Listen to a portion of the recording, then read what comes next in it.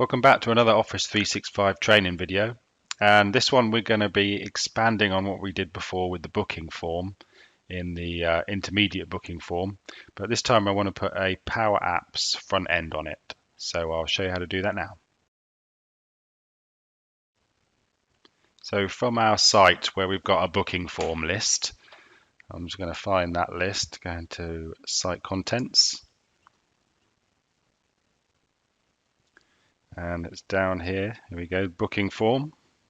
Click that, and you can see you've got some options up here, and one of which is Power Apps. So click this drop down, and then we can choose Create an App. And down here we can just call it whatever we like. Call it booking form like that, and click Create. And it's going to chug along and create us a nice Power App front end based on the columns that are in the list. It doesn't normally take very long, but I'll just pause it till it finishes and then I'll come back. So as you can see, it's created a very simple Power App from the information in the list there. It's not the most attractive one, but it is impressive that it does it all for you. And I'll just show you around a bit. See down here, we can zoom in on here to show you a bit more of this screen. And this is the browse screen that we're looking at here. If you look on the left, there it is, browse screen 1. If I minimize that, these are all the screens you've got on your app. If I click that, we'll look at detail screen. And this one here is edit screen as well. And let's go back to browse screen. Down the left here, you can insert items. If I click this, these are the things you can insert into here. You've got data sources where you can create a connection to a data source like SharePoint, or even to SQL Server if your backend is a SQL table.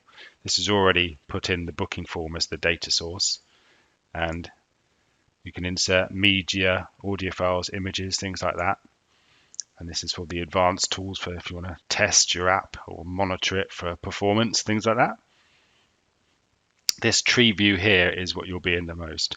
So if I open this up here, and within browse screen, you can see these are all the elements that we have added in. And when you click them, they select on the right here, and obviously you can just click these elements here as well and see what they are.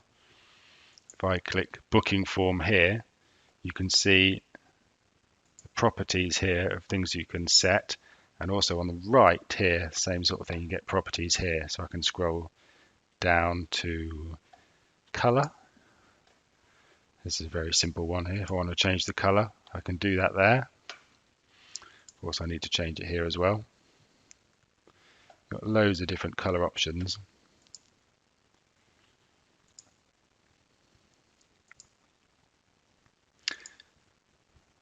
There we go.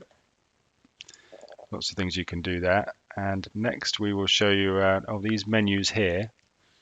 You've got the same insert options here as well. View action is interesting in that you can click Power Automate. You can add a flow to your app as well. Finally, up here you can see this will tell you if there's any errors in your app. It runs. That all looks good here. You can undo and redo. If you click the play button, you're actually going to see how the app works, and you can click through these things. So these things will work when you're testing it. You can see what they actually do here. Click the delete or edit this item, takes you to that edit item screen as well. There we go. Click the cross to come out. So that's a very quick walk through what's on Power Apps. So looking at this browse screen in more detail, we can say that the bulk of it is built from this gallery here. So that is the whole gallery control there in the middle. And you can insert galleries here. This is how you'd insert a gallery from scratch. So that's the gallery, and the data source is the booking form already. You can see the items formula pulls in everything from the booking form, and it's using this search items box here to filter them. So if you put anything in there, it will automatically filter what's returned in the gallery. And also you've got this sort option as well, which is controlling the sort order of the gallery, and that's controlled by this option here. Now these are all, this here is a label, yeah, it's a LBL, that's just the naming convention. You can call it what you like. There it is, it highlights there as well. So you could call it what you like. You could choose to delete it from here or rename it if you like, align it in a certain way, things like this. This has simply got the formula to refresh the booking form, so it will refresh the data source and show you whatever's newly been added.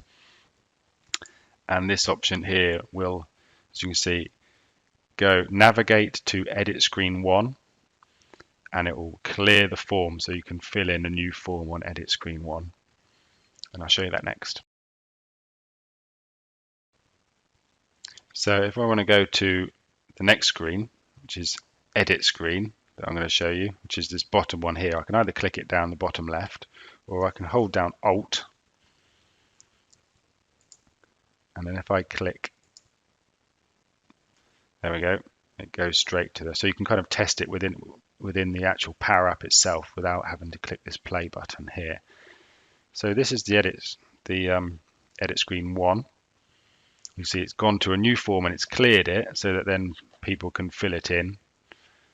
If I click the play here, I can now fill it in however I like. These options, organizer, again we might need to change this because we don't need to pass the organizer through. These are text fields, this is date from, but we've also got time here as well. And it's brought attachments through from the list, because remember the attachments was actually on the list, we hadn't turned it off, so we can get rid of that as well. If we want to just click, select it and delete it, it's that easy, and it goes from the left hand side as well.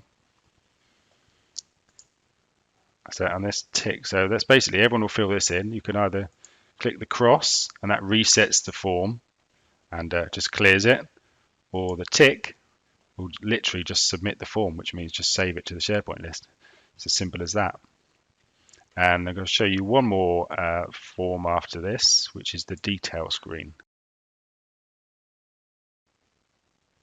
So the detail screen over here, if we select that, that is what you're going to, that's what you'll come to from the browse screen if you click this arrow here.